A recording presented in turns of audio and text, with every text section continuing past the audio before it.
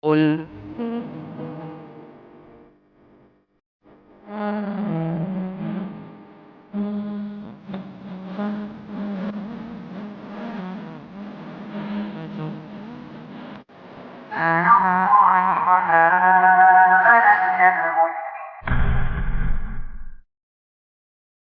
Bismillah.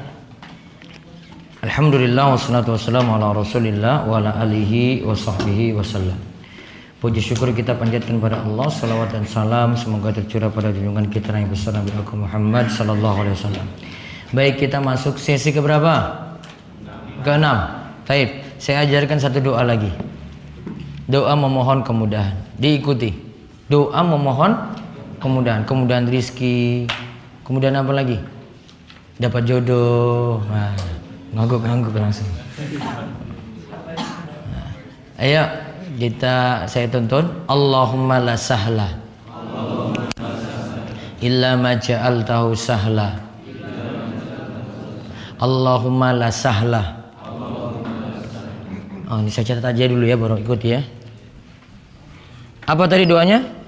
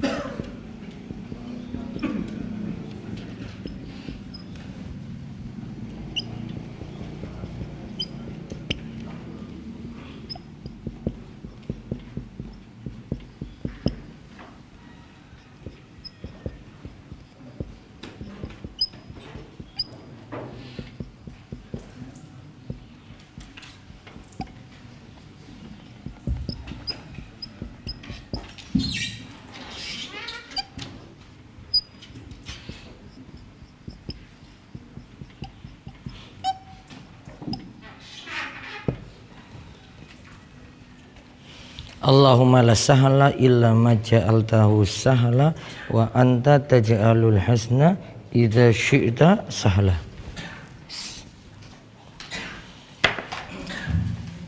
Mau tahu doa-doa bagus itu ada di buku saya 52 mengatasi problem hidup. Nanti bisa lihat di store. Rumesa Store di bawah.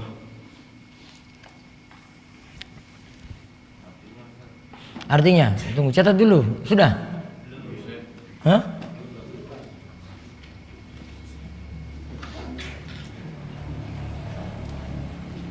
Kemudahannya umum di sini ya.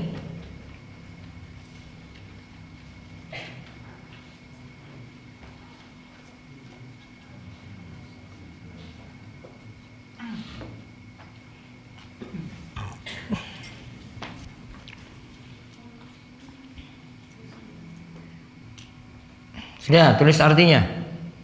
Artinya dulu, baru nanti saya ajarkan.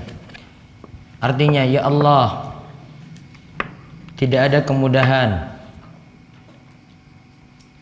Tidak ada kemudahan kecuali yang Engkau buat mudah. Tidak ada kemudahan kecuali yang Engkau buat mudah. Dan Engkau menjadikan kesedihan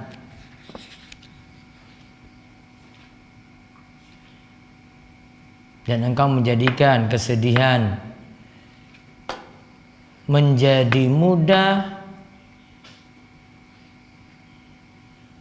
ketika Engkau berkehendak.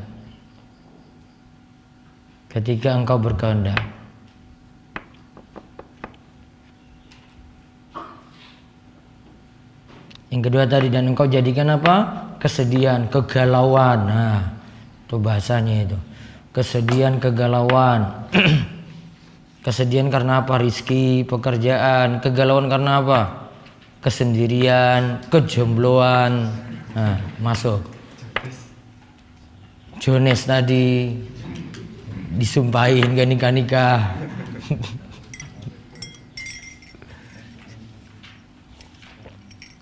Coba saya tuntun. Allahumma la sahla illa ma ja'altahu sahla wa anta taj'alul hazna idza syi'ta sahla.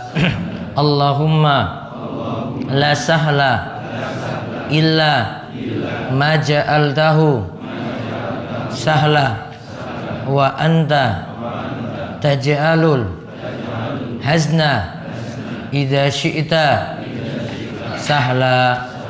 Allahumma la sahla illa ma ja'altahu sahla wa anta taj'alul hazna idza syi'ta sahla. Coba diulang bersama-sama. Allahumma la sahla illa ma ja'altahu sahla wa anta taj'alul hazna idza syi'ta sahla. Lagi. Allahumma la sahla illa ma ja'altahu sahla wa anta taj'alul hazna idza syi'ta sahla. Nah, itu doa memohon kemudahan. Baik, kita masuk sesi keberapa? Sesi ke-6. Ya, tadi 5 ya, sekarang ke-6. Rudi mana? Pulang apa langsung ke Jogja? Rudi langsung ke Jogja? Hah? Baik. Siap-siap. Apa barengan jenengan? Bukan? Rudi nanti? Hah? Baik, sekarang sesi ke-6, dosa besar ke-4, meninggalkan sholat. Dibaca.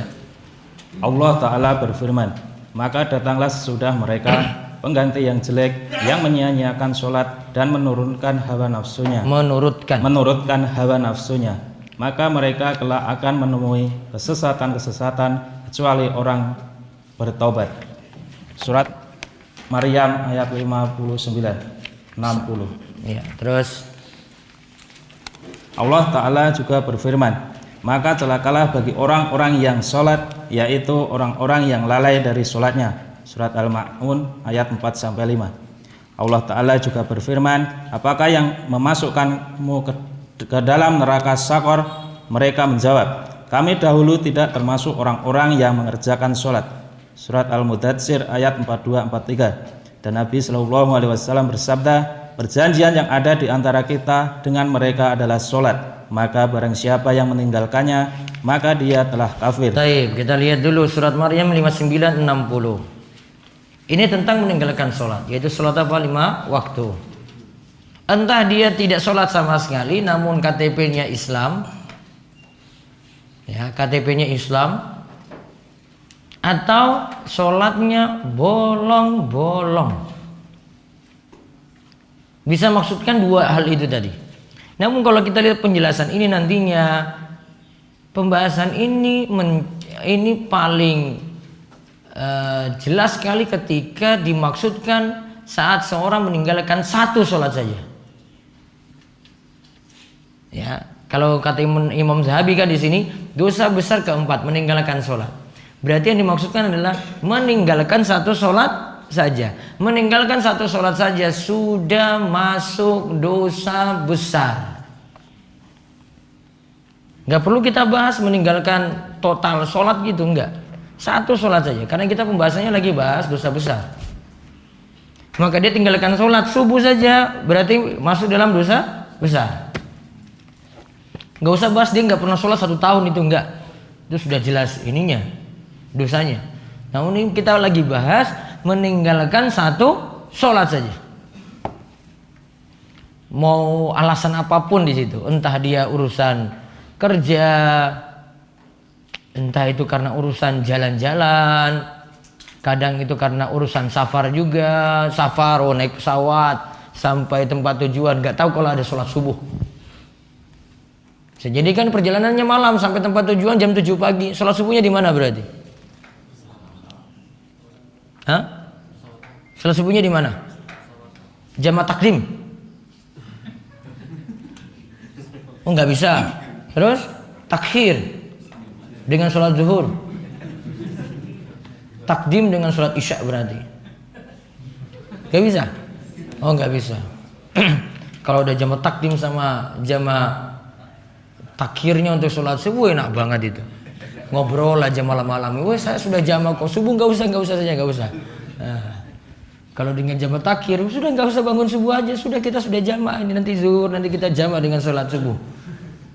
Itu makanya hikmahnya disuruh bangun subuh itu nggak dikasih jamaah untuk sholat subuh. Iya tak? Cuma zuhur, asar, maghrib, isya saja. Subuh nggak dijamaah dengan satu sholat pun. Berarti sholatnya di mana kalau gitu? Hah? Di masjid mana?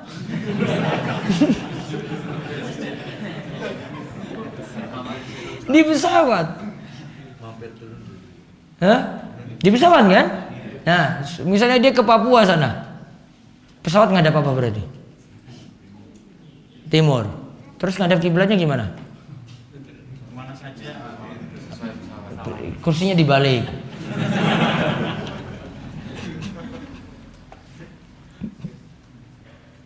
Kursinya dibalik. Iya. Atau minta pesawat berhenti dulu sebentar. Kalau ke Papua ingat orang Papua lagi deh. Ada yang pernah di atas pesawat minta pesawat berhenti itu suruh turun. Pak, berhenti dulu saya mau turun di sini. Ini kira kayak numpak taksi gitu. Orang-orang pedalaman kayak gitu. Jadi ingat Papua lagi. Ada orang Papua di sana itu. Nah, berarti tadi sholatnya gimana coba? Arahnya kemana? Ya sudah ke arah pesawat. Duduk apa berdiri? Berdiri di mana?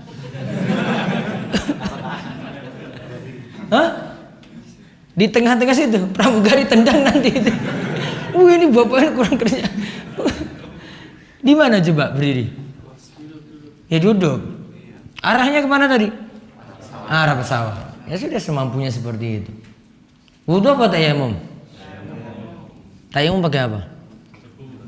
Debunya di mana? Apa mungkin jok kursi itu ada debu?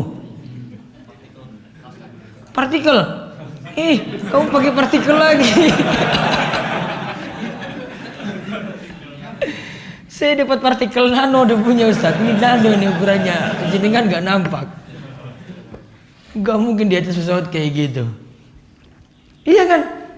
Masa di jok gitu dibiarin aja ada debu gitu? Gak mungkin ada. Debunya di mana? Injakan sepatumu di bawah berarti. Di lantai. Ada dua cara. Pertama, kalau bisa wudu. Dan itu masih bisa sebenarnya. Masih bisa di mana? Di toilet bisa. Kalau alasannya air habis, sholat subuh saja 1-2 aja yang sholat kok di pesawat. Kamu bilang air habis. Gak percaya buktikan aja sendiri. Saya membangun subuh coba. Di pesawat memperhatikan sholat. Mau pergi umroh saja, umroh itu terbang itu dapati subuh itu 1-2 aja yang kerjakan sholat subuh itu. Pas landing baru mereka sadar nggak tahu mikirnya gimana sholat subuhnya. Saya itu bingung kalau orang umroh itu pikir sholat subuh. Ada yang nggak sholat sama sekali, cuma ini aja. Padahal baru pulang umroh loh itu, coba lihat. Baru pulang umroh. Gimana? Pulang umroh tinggalkan sholat subuh. Mungkin haji juga mungkin ada kayak gitu juga. Pak Haji tinggalkan sholat subuh. Kira Pak Haji perfect apa sempurna apa? Sholat subuh aja mereka tinggalkan itu. 1-2 orang mau sadar itu. Yang paling sadar sholat itu orang Arab. Kalau di pesawat Saudi itu di balik bagian belakang itu ada musola. Kalau kamu bilang masjid tadi ada kalau di pesawat Saudi ya. Pesawat Indonesia nggak ada. Orang Indonesia pelit kasih space atau tempat untuk musola tadi. Nggak ada di pesawatnya. Itu korbanin berapa kursi itu. Mending dia kasih tempati orang duduk di situ. Kalau Indonesia hitungannya kayak gitu. Saudi ya enggak. Kasih musola di belakang. Nggak biasa orang Arab saja yang sadar sholat ke belakang cari. Dia kadang hitung-hitung waktu. Ini sudah sholat apa belum? Mau dibilang tunggu sebentar lagi. Ada yang biasa sudah hitung-hitung waktu kayak gitu. Ada beberapa pesawat bisa hitung waktu di atas pesawat. Ada peta maps itu yang hitungan waktu sholat subuhnya sudah ada di situ. Padahal di atas pesawat kan pesawat bergerak gitu kan ke barat. Makin kita dapati subuh makin cepat berarti kan. Maka dilihat ini di negara mana, kita di atas negara mana. Nanti bisa tentukan waktu subuhnya di situ. Atau bisa lihat dari keadaan awan. Nah, di atas pesawat ini tetap juga kewajiban sholat ada, nggak bisa diundur sampai landing, nggak bisa kerjakan sebelumnya. Berarti resikonya cuma kerjakan di atas pesawat. Kalau bisa wudu. Ya, kalau memang kondisi crowded misalnya orang-orang pada ke ini ada botol, biasanya saya sarankan ke jamaah itu bawa botol spray itu yang kecil itu, nah itu isi air. Itu bisa wudu di tempat. Cukup dia penuhi rukun-rukunnya saja. Rukun wudu, niat, basuh muka, tangan sampai siku, mengusap kepala, ya, terus kaki. Dia dapati 4 rukun ini wudu sah. Itu bisa dilakukan di tempat duduk, tanpa mesti tayamum. Ya, tanpa mesti tayamum. Nah, orang itu mungkin nggak sadar kayak gini, dikira nggak bisa bersuci apapun di atas pesawat, sehingga ada yang mudah-mudahan meninggalkan sholat, terutama sholat subuh di atas pesawat. Kurang kesadaran loh itu banyak orang. Tadi pesawat mau terbang ke timur sana, atau dari mana Jeddah kembali ke Indonesia, ke Jakarta, sedikit sekali memperhatikan sholat itu. Yang prihatin itu jamaah umroh itu. Jamaah umroh itu yang prihatin coba. Mau bangunkan, nggak ada yang bangunkan, apalagi pembimbingnya itu juga sama juga nggak sholat mungkin, ya, bisa jadi. Nah lihat, fakhalafa min ba'dihim khalfun adha'us sholata wa taba'u syahawati fasawfa yalqawna ghayya ila man taba. Maka datanglah sesudah mereka pengganti yang jelek. Maka datanglah sudah mereka pengganti yang jelek, yang menyia-nyiakan sholat dan menurutkan hawa nafsunya, maka mereka kelak akan menemui ghayya, kesesatan. Lihat catatan kaki nomor 2. Ini berdasarkan salah satu tafsir dari kata ghayya. Menurut pendapat lain, ghayya di sini adalah azab yang pedih. Ini disebutnya dalam As-Sa'di dalam Taisir Al-Karimir Rahman. Dan menurut pendapat lainnya, ghayya adalah nama sebuah lembah di neraka Jahannam. Nama sebuah lembah di neraka Jahannam. Terus dikatakan illa man taba, kecuali yang mau bertobat. Disuruh bertobat itu cuma ada untuk dosa besar. Kan kalimat selanjutnya apa? Illa man taba.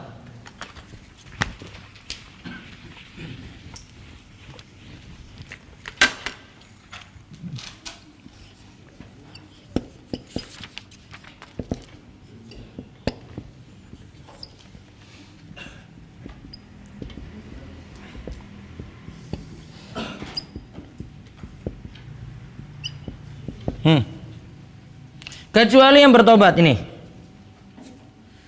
Berarti dosa yang dilakukan sebelumnya itu dosa besar. Berapa sholat tadi? Berapa sholat yang ditinggalkan jadi dosa besar? 1 sholat saja.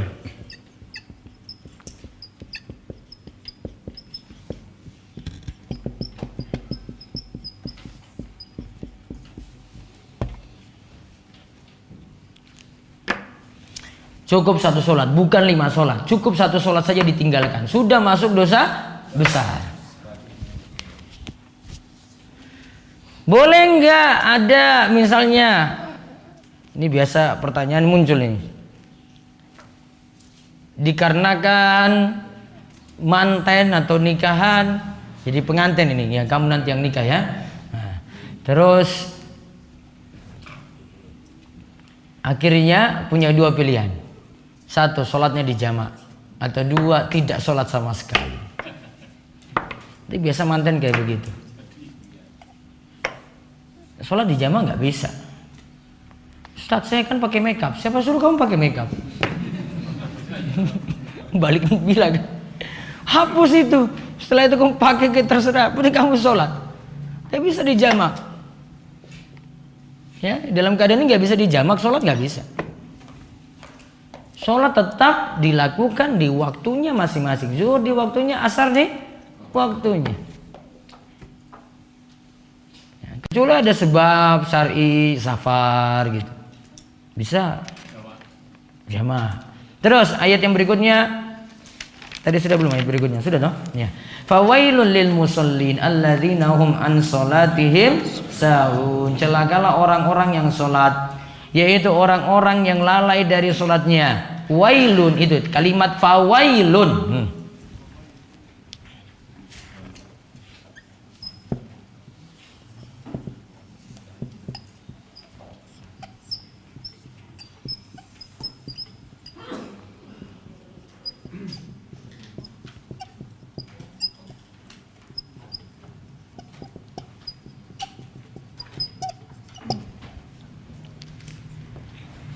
Fawailun, wailun itu artinya celaka.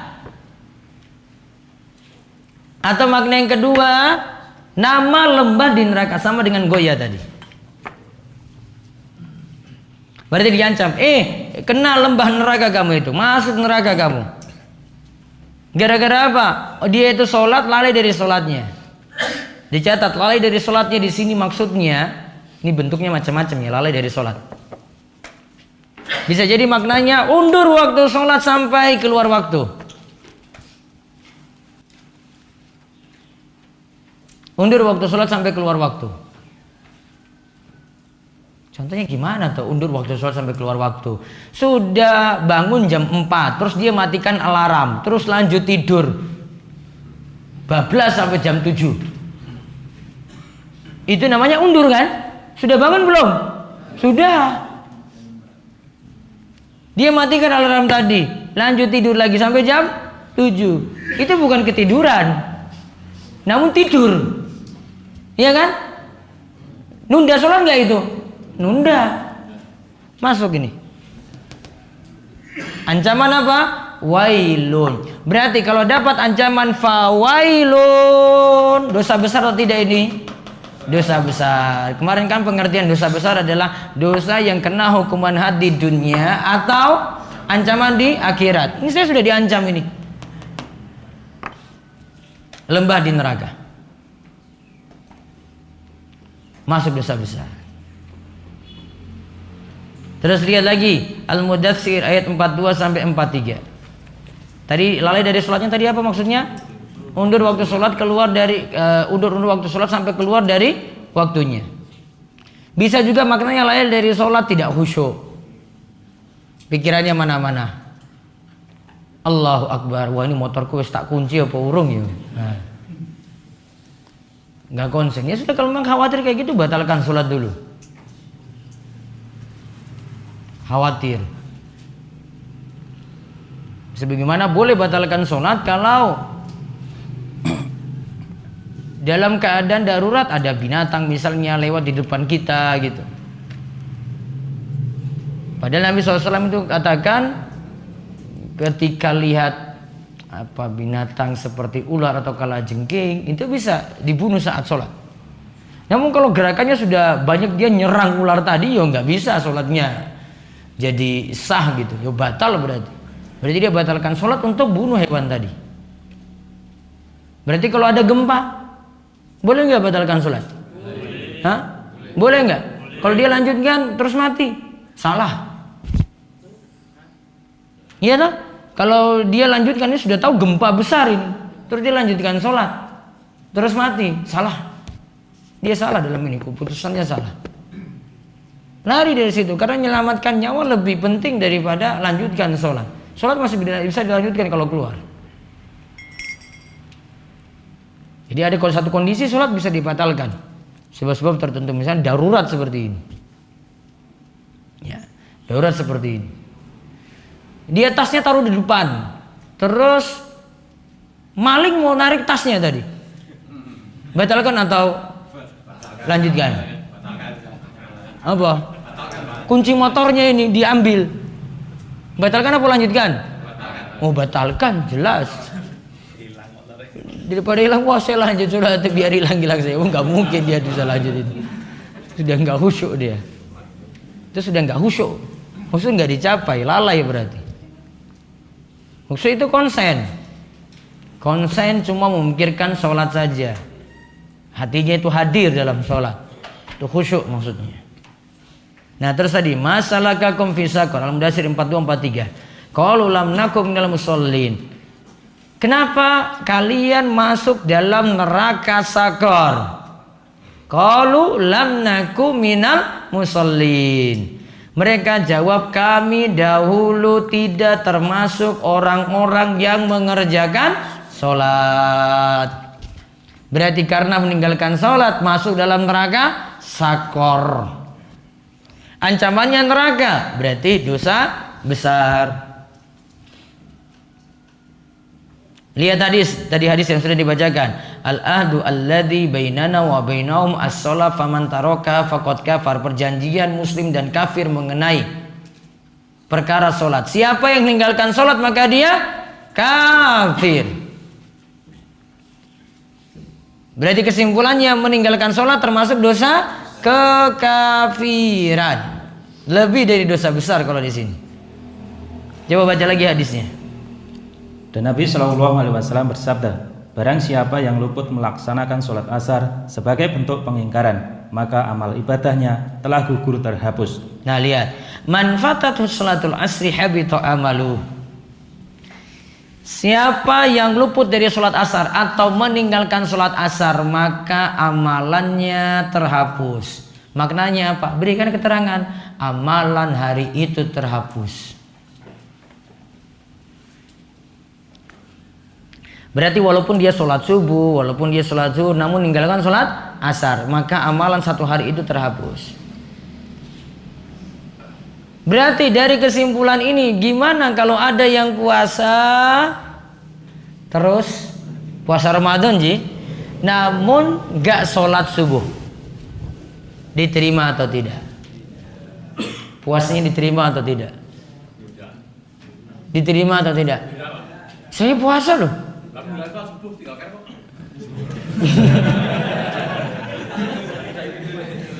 Karena apa? Tinggalkan satu sholat, amalannya hari itu terhapus. Maka kalau mau ingatkan jamaah kayak gitu, ya besok Ramadan kan banyak kayak gini nih kasusnya nih, bukan 1 2 ini, sering banget. Ya alasannya tadilah habis subuh, bukan habis subuh, sahur, habis sahur langsung tidur, bukan kelupaan, sengaja kok. Kelupaan beda, memang nggak sholat. Ada yang karena keasikan kumpul-kumpul dengan teman, pas buka puasa maghrib enggak, isya enggak, taraweh enggak, ya kan? Kumpul reunian kan, ya kan? Apalagi ketemu dengan cinta lama.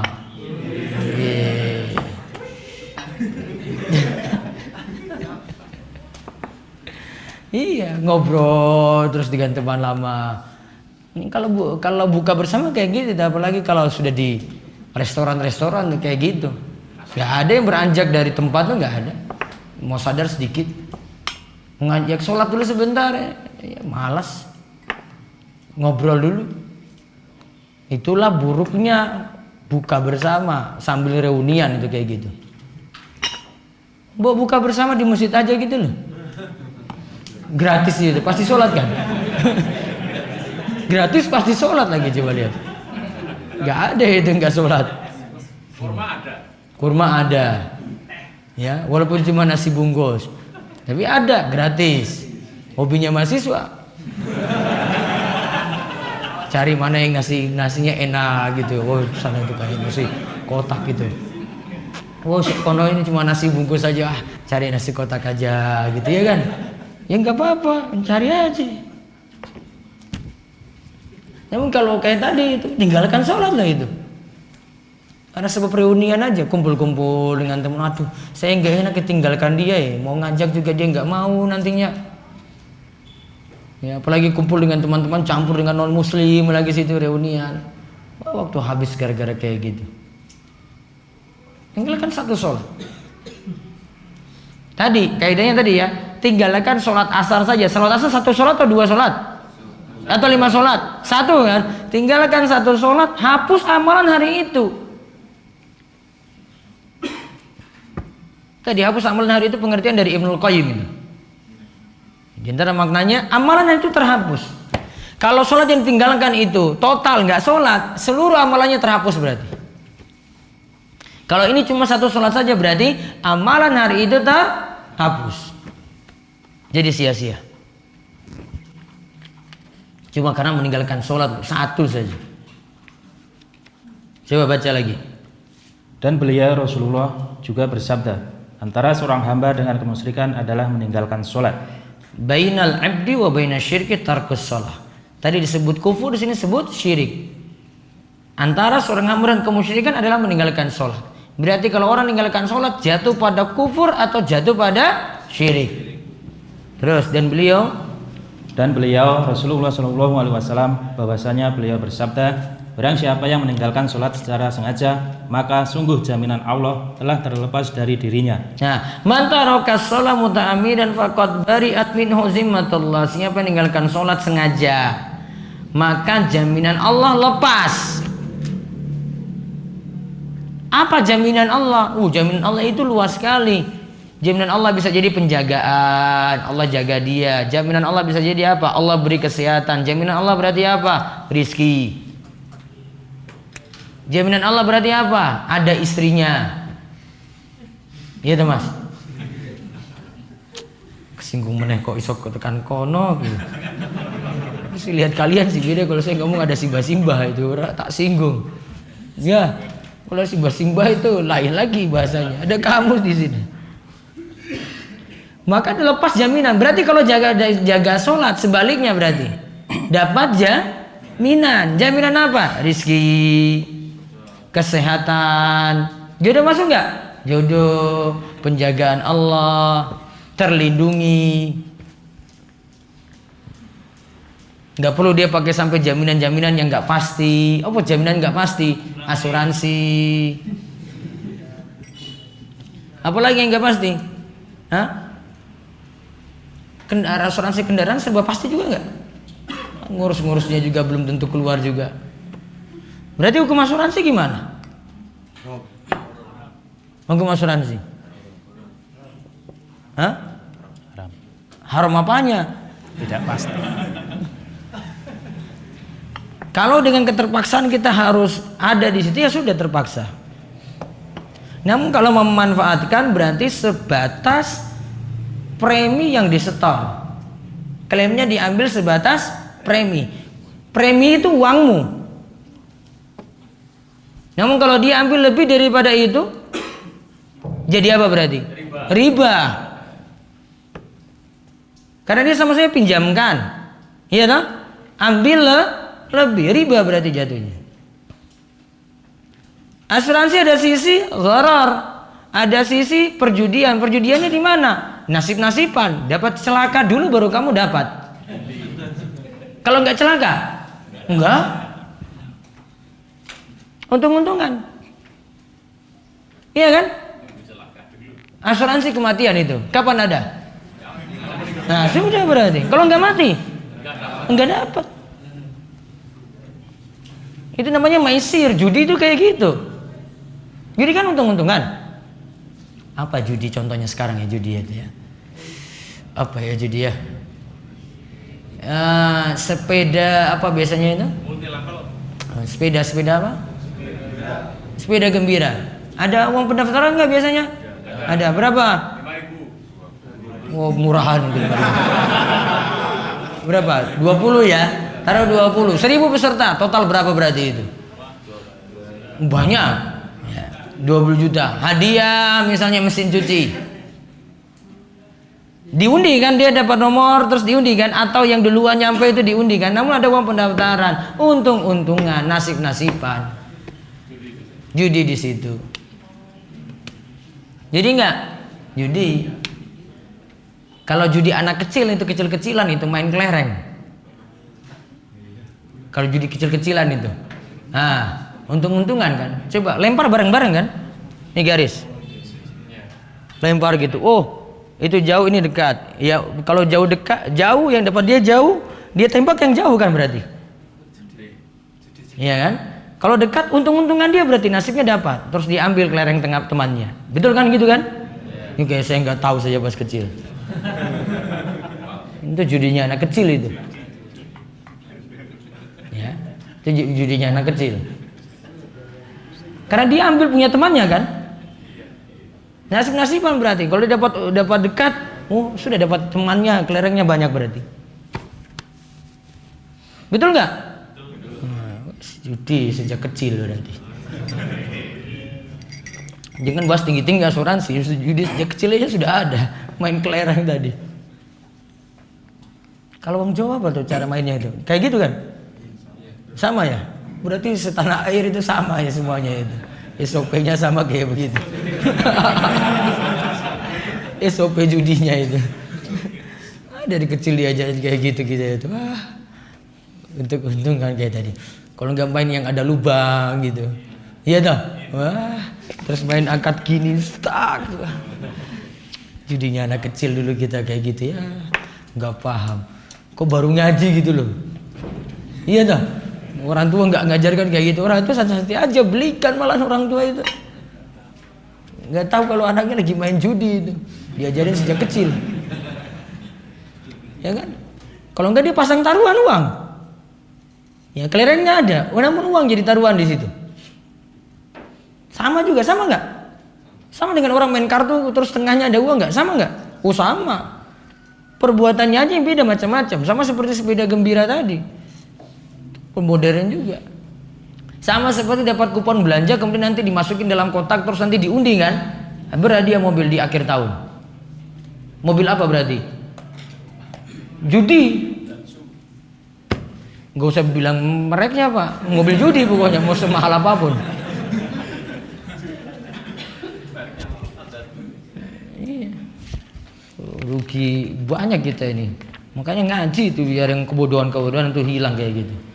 Nggak ngaji ya kayak gitu aja nggak paham lu coba dari baru sekarang itu paham. Kok nggak dari dulu gitu? Udah tua, ubanan gitu. Baru tahu sekarang. Umur sudah segini baru tahu kayak begitu hukum-hukumnya. Terus ini dikatakan. Ini dikatakan oleh Makul dari Abu Dar dan Makul tidak sempat bertemu dengan beliau. Umar radhiyallahu anhu berkata, ketahuilah, sungguhnya tidak ada bagian baik dalam Islam bagi seseorang yang menyia-nyiakan atau meninggalkan sholat. Hal serupa dikatakan oleh Ayub Asy-Syiktiyani. Al-Jariri meriwayatkan dari Abdullah bin Syaqi dari Abu Hurairah radhiyallahu anhu, beliau berkata, dahulu para sahabat Muhammad SAW tidak memandang suatu pun dari amal ibadah dalam Islam yang sama meninggalkannya adalah suatu kekufuran kecuali sholat. Nah, yang tepat itu bukan perkataan Abu Hurairah. Lihat kalimat lanjutannya. Diriwayatkan oleh Al-Tirmizi tanpa menyebutkan dari Abu Hurairah radhiyallahu anhu. Ibnu Hazm berkata, setelah syirik mempersekutukan Allah, tidak ada dosa yang lebih besar daripada menunda sholat hingga habis waktunya dan membunuh seorang mukmin tanpa alasan yang benar. Hammam meriwayatkan, kami diberitakan oleh Qatadah dari Al-Hasan dari Harith bin Khabisah dari Huraits bin Khabisah. Dia berkata, aku dituturkan oleh Abu Hurairah radhiyallahu anhu. Dia berkata, Rasulullah SAW bersabda, amal yang paling pertama kali dihisab dari seorang hamba pada hari kiamat adalah sholat. Jika sholatnya bagus, maka dia beruntung dan selamat. Dan sebaliknya, jika sholatnya rusak kesempurnaannya, maka dia gagal dan rugi. Dihasankan oleh At-Tirmizi. Nah lihat, tadi disebutkan kata Umar tadi. Amma innahu la hadza fil Islam li ahadin adha'a shalah. Tidak ada kebaikan dalam Islam bagi seseorang yang menyia-nyiakan salat. Bagi yang menyia-nyiakan salat atau meninggalkan salat. Berarti kalimat ini maksudnya Umar katakan tidak disebut muslim. Karena tidak ada bagian dalam Islam, berarti tidak disebut muslim bagi orang yang meninggalkan salat. Alias meninggalkan sholat membuat seseorang kafir. Itu kata sahabat. Terus kata Abdullah bin Syakik, ini bukan perkataan Abu Hurairah yang tepat. Kata Abdullah bin Syakik, karena ashabu Muhammadin sallallahu alaihi wasallam la yarawna syai'an minal a'mali tarku kufrun ghairu shalah. Dahulu para sahabat Muhammad SAW tidak memandang sesuatu pun dari amal ibadah dalam Islam yang mana meninggalkannya adalah suatu kekufuran kecuali sholat. Berarti para sahabat menganggap meninggalkan sholat itu kafir. Para sahabat loh, ini para sahabat Nabi menganggap meninggalkan sholat itu kafir. Ibnu Hazm katakan setelah syirik tidak ada dosa yang lebih besar daripada menunda sholat hingga habis waktunya dan membunuh seorang mukmin tanpa alasan yang benar. Berarti menunda sholat sampai keluar waktu ini dosanya setelah syirik, berarti dekat dengan syirik. Lalu hadis berikutnya lagi dikatakan amalan yang pertama kali dihisab pada hari kiamat itu adalah sholat. Berarti kalau sholatnya itu baik, amalan yang lainnya juga akan ikut baik. Namun kalau sholatnya rusak, maka amalan yang lainnya juga akan ikut rusak. Sama tadi seperti kita tanya, puasa tapi nggak sholat, diterima nggak? Tidak. Sholatnya diperhatikan dulu, baru puasanya diterima. Kalau sholatnya tidak diperhatikan, berarti puasa tidak diterima. Gitu jawabannya. Berarti kalau dia satu hari itu sudah sholat, misalnya zuhur, subuh, zuhur, kemudian asar, maghrib nggak sholat, berarti puasa nggak diterima gara-gara itu.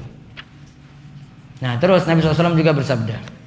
Nabi SAW juga bersabda, aku diperintahkan untuk memerangi manusia sampai mereka bersaksi bahwa tidak ada Tuhan yang berhak disembah kecuali Allah dan bahwasanya Muhammad adalah Rasulullah.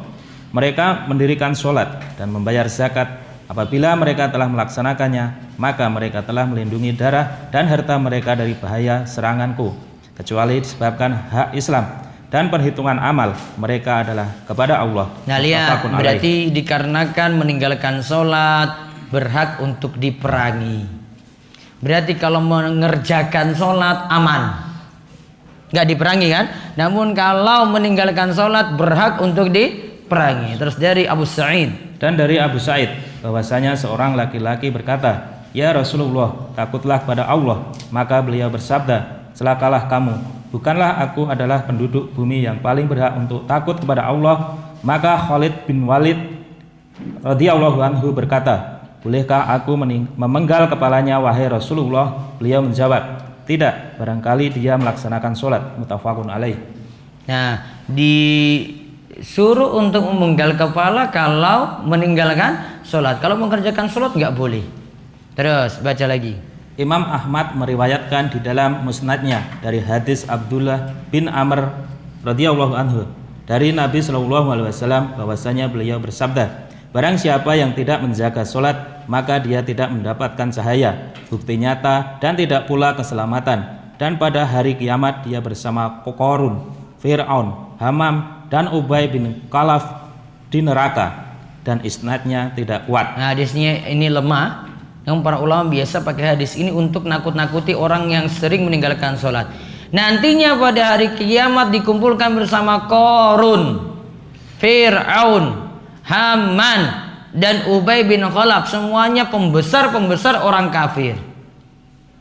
Dikumpulkan bersama Qarun, berarti ada yang meninggalkan sholat cuma karena sibuk dengan hartanya, berarti dikumpulkan bersama Qarun. Fir'aun, siapa yang meninggalkan sholat karena sibuk dengan kekuasaannya, dikumpulkan bersama Fir'aun. Haman dan Ubay bin Khalaf, ya ini nanti urusan dunia yang lainnya. Dia sibuk dengan itu akan dikumpulkan dengan pembesar orang kafir. Terus dalil-dalil ini? Dalil-dalil ini mengindikasikan kufurnya orang yang meninggalkan sholat.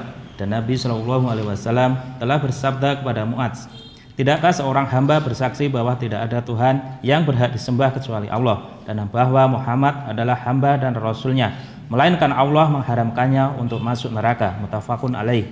Maka orang yang menunda sholat hingga habis waktunya adalah orang yang menanggung dosa besar, dan orang yang meninggalkannya secara total, yakni satu sholat, maka dia adalah seperti seorang yang berzina dan mencuri, karena meninggalkan setiap sholat atau menundanya hingga tidak sampai mengerjakannya adalah sesuatu dosa besar. Jika seorang melakukan itu berulang kali, maka dirinya adalah termasuk orang-orang yang gemar melakukan dosa-dosa besar, kecuali apabila dia bertobat.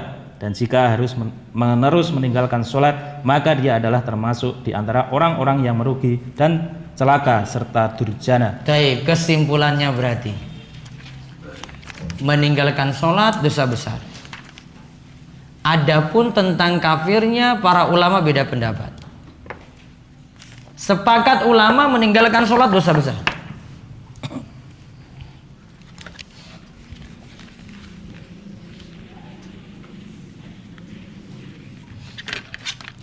Ingat ya, meninggalkan sholat ini.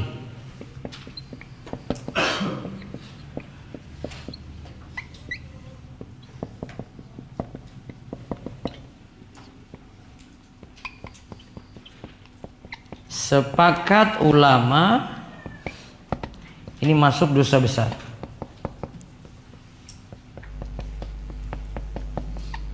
Bahkan ingat, dosa besarnya ini lebih besar daripada zina. Tadi disebutkan itu. Dosa besarnya lebih besar daripada zina, minum minuman keras, berjudi, dan dosa besar lainnya. Karena ini meninggalkan sholat ini terkait dengan rukun Islam. Apalagi sudah meninggalkan sholat terus berzina, berjudi, minum.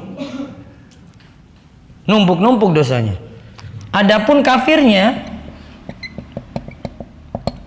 para ulama beda pendapat.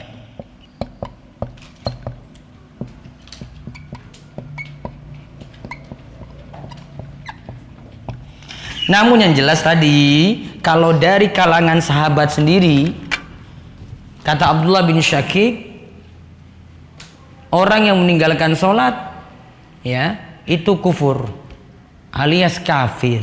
Karena para sahabat menganggap tidak ada suatu dosa yang tidak ada suatu amalan yang apabila ditinggalkan membuat pelakunya kafir kecuali masalah meninggalkan sholat. Wallahu a'lam bissawab. Selesai. Jadi kalau mau belajar itu efektifnya itu pagi-pagi kayak gini, masih fresh, walaupun kepala nunduk gitu ngantuk. Itu masih fresh, cepat masuk. Dibandingkan agak siang gitu, apalagi malam itu, malam sudah pikir lain lagi. Ya, pagi itu paling fresh, masuknya cepat. Kalau mau belajar itu habis subuh sampai jam 7, nah itu masuk langsung. Kalau sudah jam 7 sampai jam 11, 12 mikir angkringan, mikir usaha, mikir bisnis gitu. Sudah beda pikirannya. Tadi ada yang kuliah, sudah mikir yang lain. Namun kalau pagi itu konsen, belajar saja. Ada pertanyaan? Kok banyak ini? Saya pernah dengar ada tempat di mana antara neraka dan surga yang dinamakan Neraka dan surga yang dinamakan? sebelum neraka dan surga itu ada dinamakan Araf atau Tauhid itu ada namanya Ashabul Araf. Apakah benar? Saya belum tahu cerita itu. Coba nanti saya cari tahu dulu. Baik. Ya. Ustaz, ini menyangkut perihal judi, Ustaz. Jadi apa hukum mengikuti lomba berbayar walaupun biaya membayar tersebut digunakan untuk fasilitas atau sertifikat yang akan dirasakan untuk seluruh pesertanya. Sertifikat seharga itu semuanya? Selain itu juga ada kayak fasilitas lain kayak konsumsi gitu.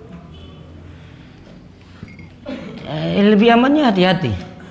Kalau itu lomba, ada sponsorship lebih bagus. Iya, ada sponsorship juga. Namun harus dipastikan biaya ini untuk ini saja, dan sponsorship yang nanti yang ganti semua hadiah, yang serahkan semua hadiah, tanggung jawab pada semua hadiah, harus pastikan. Baik. Menunda sholat, Menunda sholat. demikian banyak. Jadi pas asar kan para buruh tani baca disampaikan repot banyak kotoran lumpur-lumpur itu. Pas waktu sholat ada asar, dia kan masih nanggung. Nah nunggu sampai sebelum waktu asar habis. Itu sholat bisa besar apa enggak? Jangan biasakan kayak begitu. Harusnya orang itu kalau sudah punya kesadaran, bagaimanapun dia tetap dahulukan sholat. Bisa jadi dia tunda nanti untuk kegiatan kesawahnya, nanti ibadah asar baru dia pergi berangkat ke sana. Lalu belum sampai maghrib. Walaupun belum sampai maghrib, karena rawan kalau mataharinya itu sudah menguning, itu sudah waktu terakhir sholat asar. Walaupun belum tenggelam. Batasan sholat asar sampai matahari menguning. Jangan tunda-tunda makanya. Kebiasaan orang munafik itu sholat tunda sampai waktu sholatnya mau habis. Baru mereka lakukan sholat super cepat. Cerit selesai. Assalamualaikum warahmatullahi. Gitu sifatnya munafik kayak gitu. Nunda. Sampai waktu sholatnya mau habis, baru sholat. Ya. Boleh. Sholat isyraq, sholat duha di awal waktu. Setelah itu masih boleh sholat duha lagi. Jadi misalnya tadi sholat isyraq nih, nanti siang boleh sholat duha lagi. Makin panas itu sholat duha makin afdal. Kalau kita suatu saat berada di daerah yang dipenuhi oleh penduduk yang kafiran, tempat untuk sholat tidak ada, dan di situ Tempat untuk kita masuk daerah yang penduduknya semua kafir, tidak ada tempat sholat dan mereka memelihara binatang yang seperti anjing, babi. Itu solusinya gimana, Pak Ustaz? mau sholat di mana? Ya yakinkan saya satu tempat untuk sholat, tempat itu suci, sholat di situ.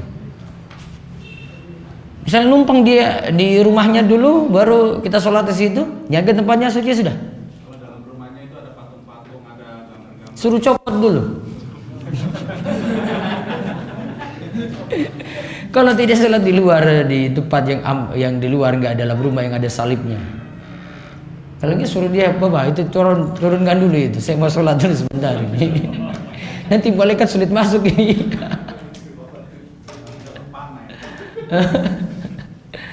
Bisa kalau itu amannya seperti itu. Karena adanya salib buat malaikat sulit masuk. Terus Saya pernah mendengar atau baca, saya lupa mazhab mana ya, yang mengatakan kalau memang sama sekali tidak melakukan sholat, sama sekali tidak melakukan sholat, bisa dengan cara istighfar, bertobat, lalu menggantikan dengan sholat sunnah, banyak sholat sunnah. dia tidak melakukan sholat karena apa? Kira lain atau mati dia lupa sama sekali atau tidak melakukan jalan. Pokoknya kalau meninggalkan sholat, ya alasan apapun dosa besar. Sekarang tobat berarti, nggak disuruh qadha. Nah itu misalnya ada yang 1 tahun nggak sholat sama sekali misalnya, suruh qadha nggak, qadha nggak perlu, nggak dianggap lagi.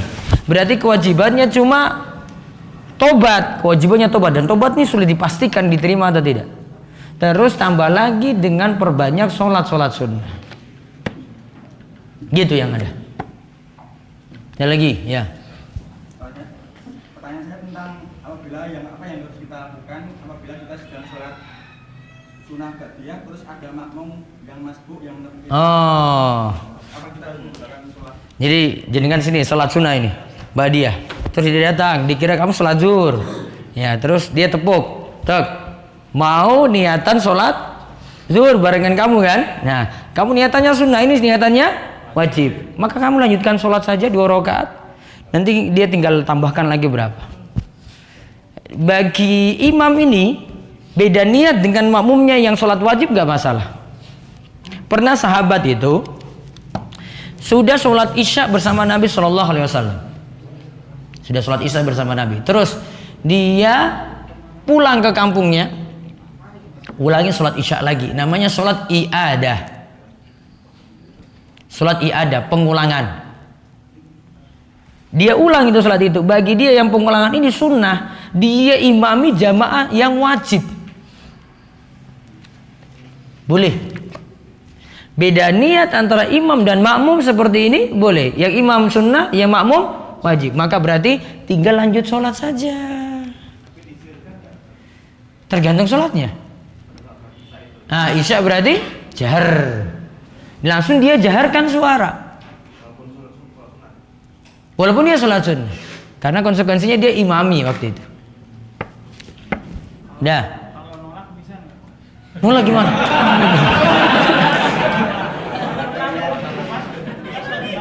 Oh. Ya sudah, gak usah sholat dengan dia aja, sombong sekali, minta sebentar aja. Harusnya nggak perlu kayak gitu.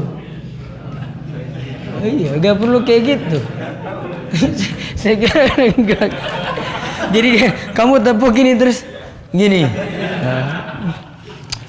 Terlalu ini. Kasih sedekah ke jamaah yang belum ini aja boleh. Namun sebenarnya gini, kalau ada misalnya kamu sama-sama telat, ada jamaah yang lain ya, lebih bagus buat jamaah baru dibandingkan kamu ikut yang masbuk tadi. Jadi sama-sama yang telat buat jamaah baru lebih bagus. Yang penting imam sudah salam. Iya tak? Kan imam sudah selesai. Imam sudah selesai kan buat jamaah kedua boleh. Jamaah ketiga boleh. Gak satu masjid ada berjamaah gitu, bukan. Kan itu sudah selesai. Kita buat jamaah yang baru. Sholat jamaah berjamaah yang baru. Terus. Ya. Bagaimana kalau misalkan kita lagi puasa Ramadan tidak menjalankan sholat, kan amalan tersebut tidak diterima. Iya. Apakah kita menggantinya di luar puasa Ramadan? Puasa Ramadan dilakukan terus tidak mengerjakan sholat. Apakah sholatnya diqadha? Puasanya kan? Puasanya diganti atau tidak? Iya kan? Aduh, serba salah. Tinggal ke sholat puasanya jadi masalah. Sudah diqadha puasanya. Terus taubatnya, sholatnya nggak boleh bolong-bolong lagi.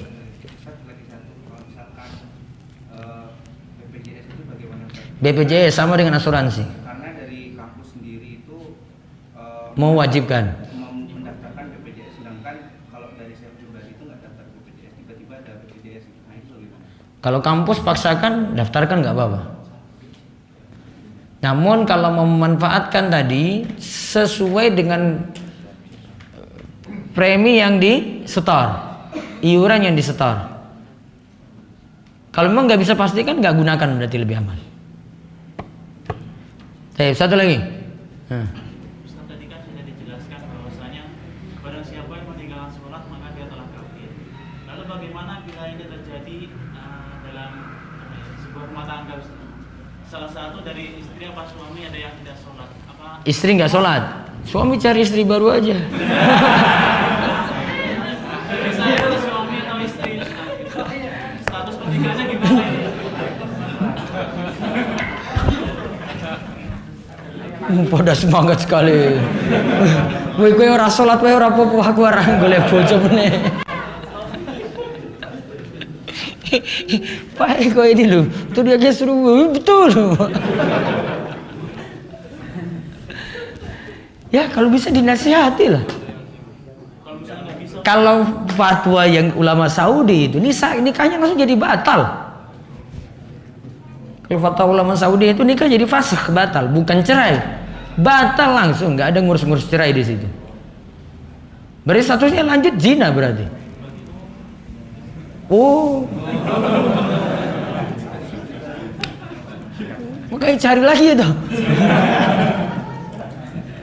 Tapi biasanya itu bukan istri yang ninggalkan, suami yang ngel-ngelan ninggalkan sholat.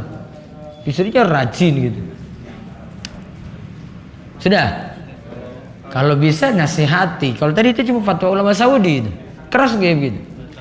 Batal di tempat. Lanjut berarti zina. Sampai mau sholat. Ngomong sholat langsung kembali lagi. Iya. Cinta lama bersemi kembali. Mana tadi?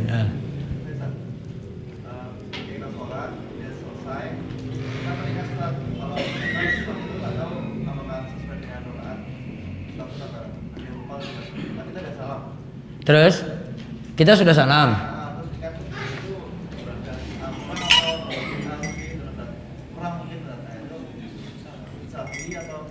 Was-was setelah salam tidak perlu dipedulikan, tidak perlu ditoleh.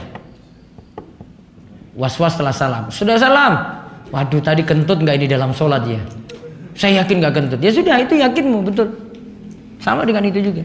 Was-was asalnya setelah sholat tidak dipedulikan. Ya. Kalau misal kentut itu kan yang menyakitkan kan suara atau Suara atau bau? kita sedang ruku atau sujud terasa ada yang mengalir itu. Belum berarti, belum. Sisa air sebelumnya atau apa itu sampai yakin dulu. Kalau itu belum yakin, baru aduh ini kerasa apa belum. Jadi kalau misalnya masyarakat tidak sholat tapi dia meninggal dunia, apa kita sholatkan jenazahnya atau tidak? Itulah sulitnya. Ada yang tidak pernah sholat terus dia meninggal dunia, apakah jenazahnya disolatkan? Kamu nggak sholatkan nggak apa-apa. Sudah tahu oh ini dia malah sholat, saya nggak mau nyolatkan lah. Namun kalau kamu nggak tahu ini dia sholat atau tidak, sholatkan saja kalau dia itu muslim. Gak usah ngecek dia rajin sholat atau tidak. Dia muslim, sudah sholatkan. Gitu. Itu saja. Nanti kita lanjutkan lagi insya Allah siang. Ya, setelah zuhur. Ya, setelah zuhur kita lanjutkan lagi. Jadi ada kegiatan bisa nanti lanjutkan nanti setelah zuhur. Baik, setelah ini makan pagi, sarapan, monggo kita cukupkan, tutup dengan doa kafaratul majelis. Subhanakallahumma wa bihamdika asyhadu an la ilaha illa anta astaghfiruka wa atubu ilaik. Assalamualaikum warahmatullahi wabarakatuh.